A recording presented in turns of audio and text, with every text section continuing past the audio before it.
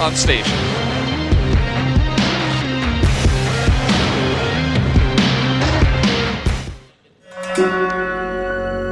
과학기지로 떠납니다.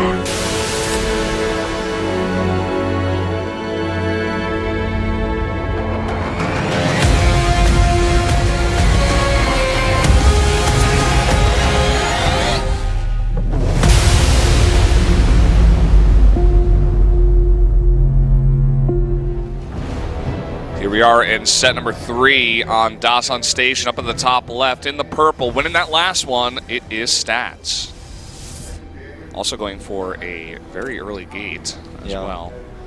Over here, his opponent in green wins the first one, loses the second. It is Solar, the defending Star League champion. Cross finals finalist. Not as significant, but still impressive, his run through that gauntlet of champions, basically. That's what the cross finals really should be called, is Gauntlet of the Champions. I mean, not all of them are champions, I guess. So they almost champions. They all, in our case, were all champions, but just not at that champions time. In our heart. Yeah. Anyways, the gold base taken here, obviously pretty common. We're going to see a 2-gate adept play. This map gets a little bit awkward, obviously, because the rush distance is super short.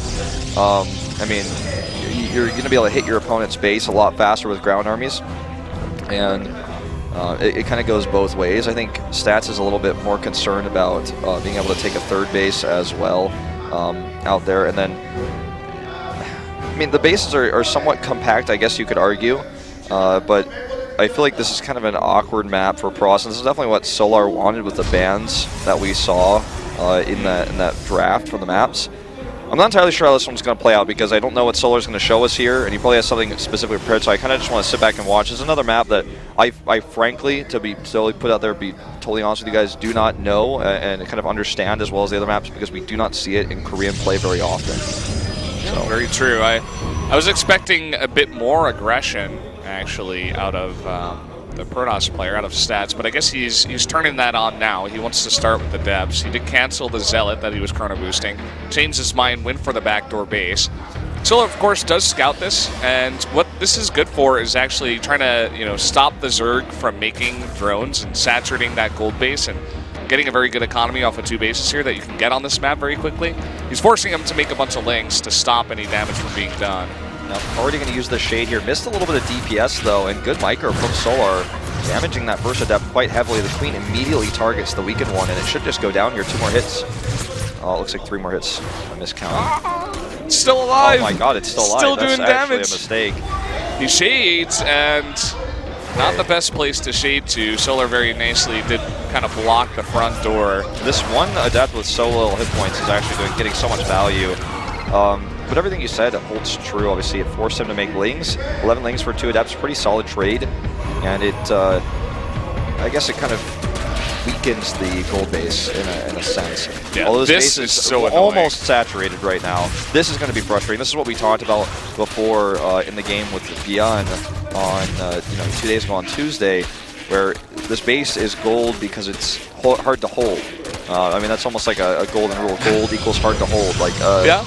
It's more minerals, so the trade-off is in the map design that it's going to be a base that's harder to hold on to and continue to mine from. Your micro has to be on point. Like, you can poke at that adept with the 1 queen, but every single time an adept shot goes off, you need to pull back that 1 drone. Oh, this is the spore cancel. Yeah, that's unfortunate. A lot of damage done here by Stats, in fact. And this base still gets a lot of value. But I feel like the adepts, just 1 adept has already done so much in terms of lost mining time. This is going to end now, obviously, though, as the rocks are destroyed. This adept will probably just be killed here. It only has about 18 health left with the shields. Down it goes. So, I mean, pretty basic little defense there. The Dark Shrine follow-up with the adept attack speed is going to be very tough to hold. I think there will definitely be a lot of Archons in the mix here as well. I think that's kind of half of what this Dark Shrine is really supposed to be for with this push. And this really Ling-heavy style we're seeing from Zergs this week in KeSPA Cup is almost hard countered by the Archon play because it does large amounts of AoE damage to biological units. He's going to have to remake this wall. The pylon is already getting quite low. And there he does go. Wants to commit there and make sure he kills the pylon and back off. But we already have 7 Adepts out here for stats, and he is shading across the map now. Creep spread is pretty good. Sees this coming with the Overlord as well, and he does have Roaches and Lings ready, but still can get a lot of economic damage done, just like in the last game, except this time the counterattack rush distance is very short, so Stats has to be a bit more careful with this. Yeah, really a lot of damage he's going to attempt to get here, but just going to shade away. Urstock is trying to get involved as well. He cancels it. Not shade, that's very smart, predicts that Solar would have his units in position. This is one of the tough things about dealing with Adepts. They have attack speed now as well. The Queen gets one last inject off and actually will escape for the time being, so mistargeting there. And finally, this will be cleaned up. He won't have enough time to shade again.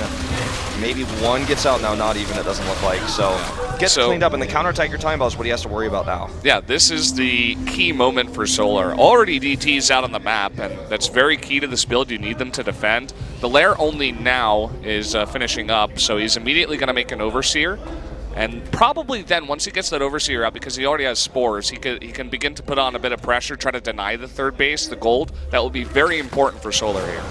Yeah. Ooh, using a shade like this, he should be able to save most of these, though. He's so aggressive with this. It actually will get caught. I mean, the shade will allow him to escape with some of these Adepts, but I don't think this is what he wanted to do here. He's just trying to buy time to get those Immortals out back at home. And, I mean, there's not a whole lot of time that Solar is going to give here. Obviously, as you mentioned, the rush isn't so short. Does he have an Overseer with that army? I think he does. I think he has to have it, yeah. He does, okay. He's actually turning around. He's being really indecisive here, which buys Solar a lot of time to get this gold base up. He's waiting out the overcharge. He's trying to get the rest of his units in here. Roach speed is going to be done soon, too, which is going to really empower this push. This army right now, for Stats, is so small, and he's really got to be careful. I'm not even really 100% sure why Solar is backing off so heavily. I guess he wants to come from another angle. I think it's going to be really tough for him to make this attack work into that choke point with one Immortal out now, 2, a few sentries. If this army meets Solar's army on open ground, it crushes it 10 out of 10 times. Stats' army? Yeah, sorry. If Stats' army gets fought in the open ground, it will lose 10 out of 10 times. But if Solar attacks into that location, I think he's going to have a bad time, and it could cost him big. So I like his decision to back off here and take another base. Protoss army was so small. It was so tempting, but I guess this is definitely the safe choice where it's like, okay, I mean, the third base is later. It's still going to be vulnerable a bit later on as well. I can get Hydras out. I can get Lurkers out. Lurkers are so good on this map.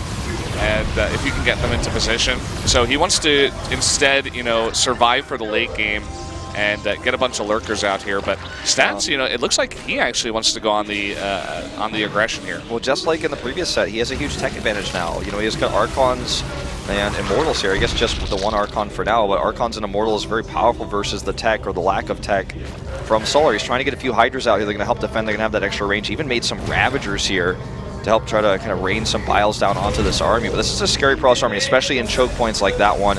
A Prism is coming here and charge. So I think Solar should be safe for the time being. And this has kind of been this little tug-of-war game with armies that never really fight each other. But the fact that they exist has created some movements here, some tech choices. I really like how this game has played out. Yeah, Stats, he had a scary army, but he didn't have a Warp Prism with this, so he couldn't, threaten the main. Very close air-to-air on this map, of course. You can go straight into the main. It's a pretty big main as well. The only thing is that the natural, the gold, is very close, so it wouldn't be too hard to defend for Solar, but at the same time, you could attack the main, maybe come in the back with a bunch of Adepts. Of course, as the Zerg, it's very hard to block this, compared to a Protoss who can just make a pylon on a bunch of buildings over there. Yep, and here comes the Adept Shade here back into the base. We'll see the Lurker Den. 8 Lurkers are on the way, but they're certainly not here. He's not sending any units back either. So much damage done. Nearly 10 drones go down at this backdoor base, and the Adepts are still alive. He's going to warp in another round here. But the scary thing is they're about to have 11 Lurkers on the map. 11 Lurkers is going to be almost impossible to deal with at this stage in the game. He has built a decent Immortal count so far, but it's the choke points, it's the AoE effect. That's really going to be the challenge. And already one Lurker just going to deny mining at the gold. So annoying. Already 6 probes go down, denies all that mining. Just one Lurker. Doesn't even have to be with the army. It's totally fine. This is a great move. Stats, knowing this was coming, he did break down these rocks just in case. Ooh, wasting 2 barriers as well, actually. That's pretty significant should they decide to fight anytime soon. Barrier obviously has a very long cooldown, and it's one of the most powerful abilities in the game.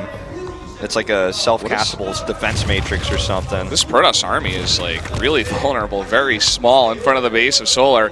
And Stats is trying to hit 3 locations at once. He tries to drop in here, and you know, he's trying to come in the back. There is one spine crawler, but these Zealots, they have charge, and they're about to have +1 too, so they could do a lot of damage. I think even just adding 2 lurkers back here would be so helpful. This time you may actually kill the lurker den as well. Good force fields going down. The Archon does fall. So much AoE damage here. The Zealots, you know, the Lings are buying some time against them, but they're going to do so much damage. Also dropping here now at the 4th base as well. Finally started to clean these up, but he's losing a lot of mining time. And Solar's not able to capitalize on the misposition of that army, as you were talking about, because of these Zealots harassing right now. Yeah, for sure. I mean, Solar is eventually going to clean all this up, but it's buying Stats a ton of time. It looks like he wants to hit the front at the same time. And he essentially delayed mining at 2 bases for about 30 seconds there. So a nice bit of damage, gets 8 drones as well. But now Solar wants to do his own bit of damage, and this is where this map gets really funky, because there's so many different directions you can come from, so many different angles you can take. There's so many different holes and pathways and doorways. This is cool. I love this. This is the kind of decision you almost never see in a pro game, but let me just recall the counter to this back home. Just 3 Immortals. I have to recall his entire army. 3 Immortals will clean this up, no problem.